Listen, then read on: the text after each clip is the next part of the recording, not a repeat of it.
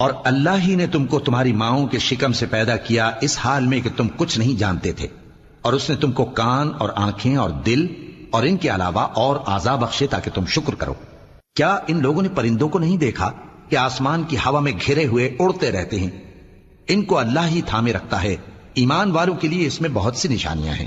اور اللہ ہی نے تمہارے لیے گھروں کو رہنے کی جگہ بنایا، اور اسی نے چوپایوں کی کھالوں سے تمہارے لیے ڈیرے بنائے جن کو تم ہلکا پھلکا دیکھ کر سفر اور حضر میں کام میں لاتے ہو، اور ان کی اون اور پشم اور بالوں سے تم اسباب اور برتنے کی چیزیں بناتے ہو جو مدت تک کام دے دی ہیں۔